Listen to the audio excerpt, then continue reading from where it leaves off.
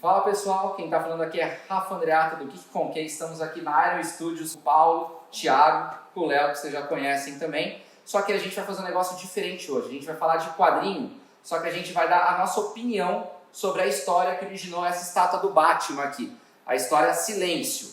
Antes da gente ir para a abertura, a gente vai falar qual é a nossa nota, para que você entenda o que a gente vai falar aqui. Paulo, começa aí. O que você... Nota de Silêncio. Vai, 0 a 10. Nota 6 para passar de ano. 7 e o Jim Lee tem um traço datado. Eu vou mandar um 5 e falar que essa história é o longo dia das bruxas que não deu certo. Eu vou colocar aqui uma nota 7,5, Cara, só que eu vou dar nota 3 para animação. Cara, Roda a vinheta.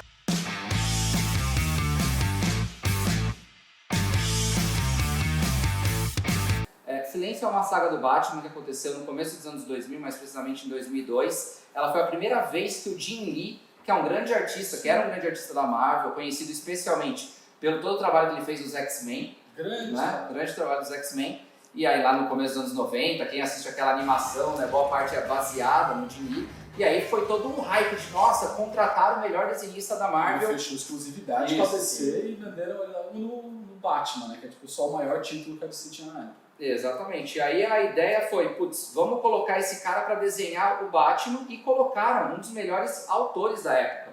Se a gente for pegar o Jeff Loeb, que é quem escreveu, ele também era o autor naquela época de Smallville, fazer episódio de Smallville. Já começou lá pela já... Eu adoro, eu acho que ele manda muito bem em arcos fechados. Tanto o Dia das Bruxas, que é aquela edição capa dura laranjinha, acho ótima, e eu adoro o Longo Dia das Bruxas. Só que tem um fator que é imprescindível para fazer essas histórias ficarem boas, que é o Tim Sale. A estilização do cara ajuda a história a funcionar. E aí você bota um Jim Lee para trabalhar com um cara que não tem a mesma... Por isso que eu falei que é o longo dia das bruxas que não deu certo. Apesar que eu gosto muito da parte de memórias. O roteirista, ele tem uma sensibilidade. Eu posso falar da Marvel agora? Pode falar da Marvel, pode falar. Porque na Marvel, ele fez, todo mundo conhece como Homem-Aranha Azul, tem Hulk Cinza, tem Mulher Amarelo, Capitão. E todos eles têm essa pegada de memória. Se você for ver, todos eles lidam com essa questão do uma nostalgia, um flashback. E eu acho isso bem legal. Exatamente quando se passa as cenas de flashback no Silêncio, o Jim Lee muda o traço, fica aquele aquarelado azul. Isso me surpreendeu muito, que eu nunca tinha visto, praticamente nunca tinha visto nenhum desenho do Jim Lee em aquarela. E funciona, é tão bonito que parece que não é ele que está desenhando.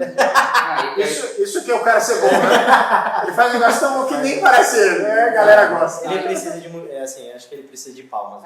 Mas parte do problema que vocês estão falando de ser o Jim Lee e não ser o Tim Sale é porque o Jim Lee também gosta de espaço. E deram espaço para ele, as edições do Silêncio são, se eu não me engano, 12 edições. E cada um passa muito rápido, porque a página é página grande, ó, não tem um monte de quadrinho. Né? É praticamente página cheia, formato splash page. Para mim isso é um problema até editorial. Por quê? O Jim Lee, quando ele começou, ele era um desenhista secundário e foi crescendo na Marvel. E você vê isso no trabalho dele. No começo ele trabalhava nos moldes Marvel e ele foi expandindo até virar aquelas páginas de X-Men, que era um bloco gigante e você não sabia nada do que estava acontecendo. E aí o cara chega na DC com uma puta moral. Os caras colocam ele pra fazer Batman e com certeza foi tipo, cara, desenha aí. Chega o roteiro, provavelmente foi um roteiro mais elástico, sem paginação, sem quadro a quadro. Falou assim, ó, nessa página tem que acontecer isso, compõe a página pra você melhor entender. E aí, cara, é o que você falou, é uma página com 3 quadros, com 2 quadros. E aí no Tim Sale, você tinha vários quadros, você desenvolveu uma história, que é correria barra fanservice, que daqui a pouco a gente entra no roteiro. Por enquanto foi só arte para falar do Jim Lee. Então, seguindo, né? Então o Jim Lee assumiu, vamos trazer elementos novos e vamos dar uma continuidade ao personagem. Então aconteceu alguns fatos cruciais para a história dele. Por exemplo, ele revela a identidade secreta para a Mulher Gato, que é algo que foi muito usado recentemente pelo Tom King, né? Voltaram a falar das vezes. Então, já pode falar do Tom King, usa esses o lance o Tom King ele é um cara incrível e ele sabe fazer esse lance de pescar informações no lore do personagem de maneira que quase ninguém faz tão bem. Talvez um Grant Morrison da vida, que é outro gênio. E ele vem beliscando, o Tom King pegou vários momentos e esse do Rush foi muito importante, porque como você disse, É o primeiro momento que o Batman se revela enquanto Bruce Wayne pra Mulher Gato.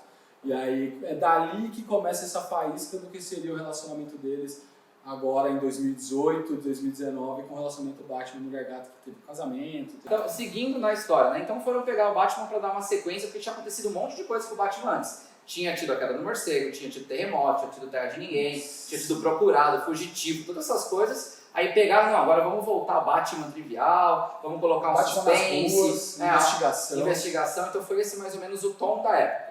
E aí começou a virar, na minha opinião, muito fanservice. É um fanservice, de novo. Eu falei segunda-feira, fala de novo. Eu sou fã, quero service. Fizeram service, eu fiquei feliz. Porque foi, quem consegue dar valor pro Jim Lee desenhar todo mundo? Quem sabe colocar muito vilão numa história? Pô, Jeff Loeb. Longo Dia das Bruxas, ele faz isso super bem. Sim. Então pegaram, beleza, usaram 12 vilões do Batman em 12 capítulos de página praticamente cheia. É literalmente um capítulo por personagem. Tanto que ele vai quicando. Por um lado, eu lembro que eu cheguei a pegar isso quando começou a sair pela Panini. Quando você lê assim, é legal porque você fica com aquele gancho, tipo, cara, e a próxima edição? E a próxima edição? Quando você lê tudo de uma vez, que nem todos os encadernados que estão aqui, que você provavelmente vão ver daqui a pouco, você vê que a história fica tipo, mano, vai. Correria. E ele não consegue entrar no cerne de nenhum dos personagens. Na falta de encadernado, o Léo trouxe a coleção das mesmos quadrinhos que ele tem. Eu trouxe os que de fato eu li, né, que são esses aqui da Eagle Moss. E esses são edições especiais, né? Esse é o Noir, da série Noir, que está lançando várias histórias, né? Uhum. E esse é o encadernado americano, que se não me engano, do aniversário de 15 anos, ou alguma coisa assim, 20 anos. Inclusive eu tenho minhas críticas aqui a fazer essas revistinhas preto e branco do Batman. Acho que a do Eduardo Risso, que é a Batman Noir, faz todo sentido. As outras parece revista para colorir, mas aí tudo bem, é a minha visão. Quem quiser xingar, Me incomoda que não tem sombra, é só a arte sem cor. Você está falando que não valeu a pena ter comprado isso? Não, acho que... Bom, Se um dia a Panini ouvir esse vídeo... Levi, a gente adora você, tá? Obrigado por tudo que você traz. Agora vamos falar o que de fato acontece, né? Então, eles trazem eles começam, de certo modo, a bagunçar a cabeça do Batman com crimes diferentes, onde ele não consegue entender a relação de por que a motivação dos personagens em fazer isso, com cada um dos personagens que vão aparecendo, até que num certo momento ele sofre um acidente grave, ele cai, né? Ele vai pular com o arpão, corta um arpão, ele cai de uma altura muito alta e se fode.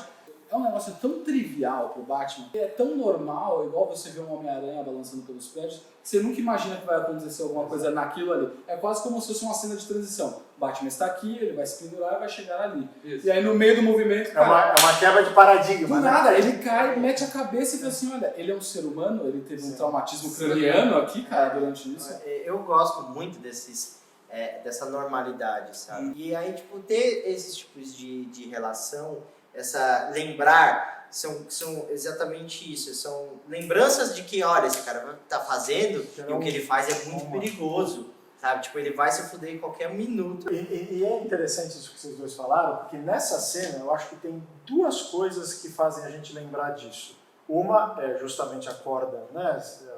O arpão sendo quebrado e ele caindo.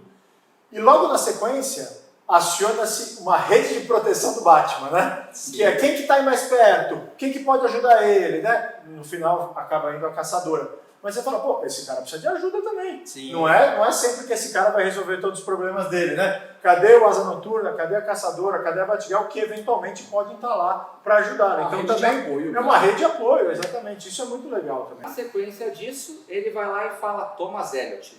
Ele faz código Morse. Código Morse, isso aí. O dedo pro Alfred, que o Alfred fala, não, ele não está tremendo, isso é código Morse. E aí ele que é um mordomo, viu, cara? Isso que é um mordomo. Isso que é um mordomo. A minha era tique. E nessa sequência chega o Thomas Elliot, que é um amigo de infância, que é um personagem novo, que foi criado para essa história, que é um amigo de infância do Batman, que também é tão inteligente quanto ele. E um cirurgião super renomado. Que meio que seguiu os passos do pai do Bruce. Do pai do Bruce. Medicina, cirurgião. E aí, na sequência, ele vai lá e tem a operação. Aí eu acho que tem o maior erro dessa saga, que é um erro do Jim Lee, especificamente, que foi, na saída da operação, desenhar o Thomas Elliot com cara de vilão. começo da saga, você, putz, beleza, ele chama um amigo pra operar. Até aí você tá ok. Só que na hora que o cara sai daquela risadinha de, eu tô aprontando alguma coisa. E bombado, né? O cara bombado. Né? Cirurgião que malha. Cirurgião que malha, mas que 50 no supino. Assim, você já dá o spoiler de quem é o grande vilão da saga no terceiro Mas capítulo. isso é essa mania besta de plot twist, cara. Porque, ó, ele planta, será que é esse cara? Ah, acho que é esse cara. Pra depois falar assim, não, mas tem o Charada também. Há uma certa decepção, né, dessa coisa de, puta, já falou pra mim, assim, mas foi a partir daquele momento que você começa a criar a sombra do Batman. Sim. Do tipo, olha, o Batman sofreu tudo que sofreu, faz as coisas erradas, mas ainda toma a atitude, tipo, que ele acha certa. Sim. Enquanto que o cara sofreu as mesmas coisas E foi pro outro lado. para outro caminho. Que aí se prova de que ser herói realmente é uma escolha. Claro. Exato. Né? Não é a tristeza, não é tudo mais que causa, que forma um herói. Isso é bem bacana mesmo, porque acaba gerando esse antagonismo mesmo. Né? Eu concordo com o Rafa, fica bem na cara, né? Você fica com o pé atrás e fala, esse cara não apareceu aí do nada, desse jeito. Mas eu acho que o seu ponto é interessante, porque da mesma forma você fala, é um cara que poderia ter seguido os passos do Batman tranquilamente, Sim, né? é isso. Tinha os meios para isso, mas acabou indo para o outro lado. Aí, dando sequência na história, ele volta, né, ao normal e começa a voltar a broderagem com o Thomas Elliot. Aí vem os flashbacks, que vocês acabaram de citar aqui, extremamente bonitos. E aí, na sequência, tem um evento que seria tipo a morte do Thomas Elliot, né, que acaba sendo pelas mãos do Coringa. Né? E é nesse momento o Batman surta e vai pra cima do Coringa com tudo, porque já aconteceu isso. Oráculo já tomou a bala, já matou Jason Todd. Vai lá e mata um outro amigo meu que só veio pra cá e só estava aqui por minha causa.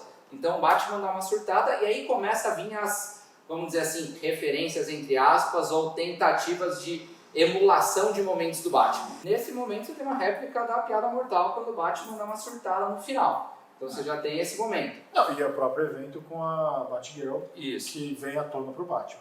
Né? Aí você tem outro momento que é uma réplica, teoricamente que era no morcego. Você tem um inimigo que está tentando juntar outros caras para... todo mundo ali está sendo manipulado para ferrar o Batman, para chegar uma hora que eu vou lá e conseguir quebrar o Batman. Tem isso também. O próprio Longo Dia das Bruxas, que é do próprio Loeb. Vou fazer uma história a cada vilão. Até o Cavaleiro das Trevas. Tem Batman contra o Superman dentro dessa, né? Então assim, é puro fanservice, porque o Jim Lee entrou na DC, deixa eu desenhar o Superman, pelo menos em alguma história. É um cara com moral pra fazer o que quiser, né, cara? O cara chega lá e fala, bota todo mundo na história. Eu já ouvi uns comentários os caras brincando que o Deodato teve uma fase na Marvel que o cara mandava.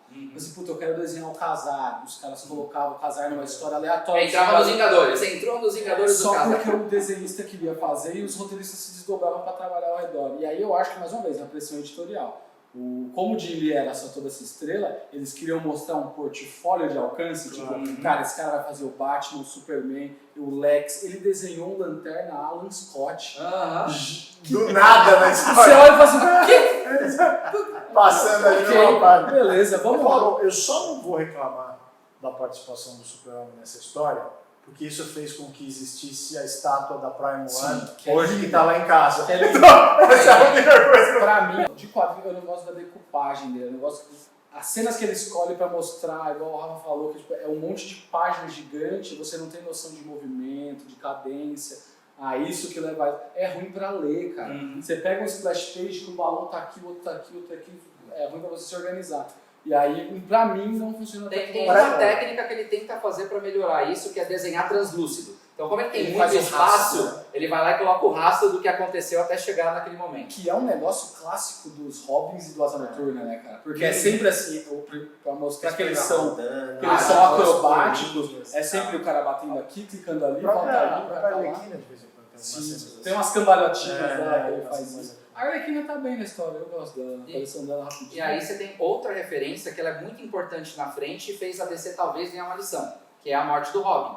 Porque num determinado momento da história, quando ele tá lá pesquisando, a primeira visão de que ele tem de quem é o Rush é o Jason Todd, que é pra enganar ele, de certo modo. Mas eu vou falar que se a história Fosse terminasse ali pra mim, o meu 5 seria 10. Eu achei uma puta surpresa positiva quando apareceu o Robin. Eu falei, puta, faz sentido, né? O cara tem as motivações, né? tem uma premissa aqui por detrás. E aí, de repente, não. Era só uma ilusão. Né? E aí você vai falar, puta, mas então tem que ser um negócio muito melhor. Porque já me causou uma puta expectativa bacana. E aí não entrega. Eu acho que ali, pra mim, o negócio dá uma descambada impressionante. Foi aí que a DC aprendeu. Porque aí a DC depois foi lá Eles e revisitaram isso e falaram assim, vai rolar, vocês gostaram, vamos trazer o Robin de volta. mostra como foi importante esse arco pra DC no futuro. Pelo menos ele plantou algumas ideias que deram frutos mais pra frente. Relacionamento com a Mulher Gato, a volta do Jason Todd. Eu acho que um dos resquícios que ficam que são interessantes é o Charada como um cara intelectual e prático ali. Como exemplo, a gente pode falar de spoilers, né? Pode. Ele sacar quem é o Bruce Wayne, porque ele é o cara dos enigmas. Eles não abrem com o Charles. Exatamente, o que eu ia falar agora. É o que me decepcionou muito. Porque eu acho o Charada um puta gênio e era o cara que tinha tudo pra ter descoberto sozinho sobre o Bruce Wayne, mas utilizou o Poço do Lázaro. E foi o que ele usou, na verdade, pra tentar, que ele tava com alguma coisa no cérebro, um tumor, uma coisa assim. E aí o Poço do Lázaro meio que ressuscita ele, e aí ele ganha, sei lá, inteligência extra, sei lá o que ele ganhou. Mas isso pra mim é um outro erro, porque uma vez que não era o Robin, pra mim, na minha cabeça, era o Thomas. E na prática, era. Ele era só um epílogo, vamos dizer assim. Exato, ele é um epílogo desnecessário. E é desnecessário, por isso que eu falo, tudo bem, não é o Robin, mas tá bom, então entrega o cara que parece que é desde o começo da história e pelo menos fecha o arco de uma maneira bacana. Aí o cara vem e mete o Charada. Puta, pra mim, quando entrou o Charada, de paraquedas aí, ali acabou com a história pra mim. Ali acabou com a história. Exatamente, porque você fala, tudo bem, não teve aquela reviravolta que eu esperava com o Robin, né? Tá bom, então que seja realmente o Thomas Elliott que você está construindo. Pelo menos é um payback. Você plantou isso, você... Exatamente. Aí tudo bem, é o cara, mas tem o Charada por trás. Você fala, da onde surgiu isso? Então, aquilo me incomodou demais. Não sei. Agora eu vou falar onde me incomodou, que é a parte que vocês não assistiram ainda, que é a animação. Então, primeiro, se vocês tiverem a chance de assistir a animação, não assistam. É legal, eu gosto das animações. As animações são boas, só que eles erraram demais a mão. Eu preciso dar os spoilers da animação para vocês entenderem as grandes diferenças. Primeiro grande spoiler da animação. Os personagens trocam, eles adaptam para o mundo atual da DC. Então, o Robin, que aparece o Tim Drake dentro dos Quadrinhos do Silêncio, não é ele, é o Dane. O Killer Croc, que não é o Killer Croc, que é um puta personagem legal, que faz sentido no começo, pra colocar o Bane fazendo a mesma coisa. O que não faz tanto sentido e só usam o Bane como gancho pra alguma história que vai ter com a Amanda Waller, provavelmente Esquadrão Suicida. Aí você tem outras coisas da animação que começam a zicar. O Thomas Elliott morre, o Coringa. Então ele realmente morre, e aí você perde o sentido da história. Ele morre mesmo. Ele morre mesmo, ele morre pro Coringa, acaba ali a cena dele. E ele não aparenta ser vilão, ele é um cara legal, então o porte dele e o jeito que ele aparece na animação é como se fosse um amigo do Batman mesmo. E quem é o Silêncio? O Silêncio é o Charada na animação. Eles pegam o que teve de pior e colocam na animação. Eu não vou assistir essa animação definitivamente. Aí aquele ponto de qual que é a base, a central, você ter a comunicação dos amigos do Batman, que é o Oráculo, não tem, porque é a Batgirl. Então quem aparece pra salvar não é a caçadora, é a Batgirl, porque ela tava andando por ali. Mas e a comunicação não existe? Não teve essa comunicação, entendeu? Então mas boa parte dos quadrinhos, do HQ, essa comunicação entre eles te leva na história, muitas vezes. Não tem. A animação, ela pega os pontos ruins e segue eles. E exacerba. E ao invés de pegar... E a arte não é do Jim Lee. Então assim, que a arte que é um dos pontos que a gente teve várias críticas ao modo como ela foi utilizada, mas que ela não é bonita de você olhar, ela dá as estátuas mais... O que eu falo do Jim Lee é o seguinte, eu critico ele porque eu sei que ele é bom. Ele tem trabalhos dele que eu gosto bastante. Por exemplo, ele tá no Superman pela Manhã. Ele tá muito bem no Superman pela Manhã, que é uma história bacana e tudo. E aí quando você vê um gibi, que é o Batman, que é ele chegando na DC, e aí você vê aqueles mega painéis e tudo, cara... Puta, isso já me desanimou. Uma das coisas que eu mais gosto do ponto de vista de arte nesse quadrinho é a briga inicial dele com o Killer Croc. Que abusa daquele bagulho do tamanho. Do ponto de vista de arte eu acho legal. Aí na animação não tem o Killer Croc, tem o Bane. Pergunta pra vocês. Silêncio estaria no seu top 10 do Batman? Não passa perto. Olha, eu acho difícil. Acho muito difícil. Como eu falei pra vocês, eu gosto muito de histórias mundanas, assim, sabe? E essa história do silêncio, ela é bem urbana e tudo mais, mostra o Batman mais fragilizado, eu acho bem bacana. Mas eu acho que, eu ainda tô pegando, né, os clássicos aí, obrigado Ari e Borracha, então acho que não é a mais foda assim, há outros clássicos, mas pra modernidade ela é muito boa, assim, eu acho. Eu considero, do ponto de vista de visual, ela entra no meu top 10 tranquilamente, do ponto de vista visual. Ver as cenas e falar, caraca, que cena foda, que cena foda, que cena foda. Porém, história, top 20 vai sofrer ali pra colocar ela. Top 10 não passa nem perto. Não, você sabe que eu acho que eu tenho a mesma visão que você. Eu realmente me agrada ver essa história, né? Com todos os temas que a gente falou e tal, mas ela é agradável de ver, né? Ao contrário, por exemplo, a gente estava conversando outro dia sobre isso, que eu não consigo ler 10 páginas do Bill Sienkiewicz, porque me cansa aquela arte dele, e visualmente ele é muito difícil. Outra premissa. Né? Outra premissa. Agora, a história é muito ruim, então pra mim eu acho que também estaria no meu top 20. Então. Pra mim é a história feita pra adaptar no YouTube, sabe? Porque esse ritmo frenético. Sim. Porque, tipo, cara, essa molecada que fica vendo um vídeo atrás do outro e vai, embora. Porque, mano. Para finalizar, eu ainda faço uma menção honrosa a Silêncio, como eu falei. Essa peça aqui não existiria, né, se não fosse Silêncio, essa maravilha aqui da Prime One, como outras que eles fazem. É o que ele tem de melhor oferecer. É o que ele tem melhor a oferecer, então ainda está valendo o Silêncio, No apesar fim das de tudo. contas, ela se sobressai dentro o restante de muita história ruim que tem. É verdade. A gente julga ela por cima porque você olha e fala assim, cara, é o Jim Lee, é o Jeff Loeb fazendo, Claro, eu quero claro. que seja animal. E aí você chega com essa expectativa e não é tudo aquilo, desanima. Bom, pessoal, então obrigado e vamos agradecer mais uma vez aqui o Paulo e o Thiago pelo espaço aqui da Iron, E pelo conhecimento pelo também. conhecimento, né, que sabem tudo de quadrinhos. E quem vai escolher o próximo tópico de discussão de quadrinhos que nós vamos fazer aqui na Iron vai ser o Thiago. Thiago, manda aí qual vai ser a nossa próxima história. Eu acho que, já que vocês estão me dando isso, eu quero fazer uma menção honrosa para aquele filme merda que foi o Venom, e o próximo vai ser sobre o Venom. Fechado. Olha só. Próximo assunto aqui na Esse tá Iron. pra Paulo, falar, Thiago, hein? Rafa, Léo, Venom. Valeu, pessoal. Obrigado. Eu fui pra faculdade, não li nada de quadrinhos naquela época, praticamente começar a voltar no meu final de faculdade. E aí nessa época... Você não lia nada, né, nessa época? Você não lia nem quadrinho, nem os livros da Não, faculdade. tinha que ler essa faculdade. Era foda.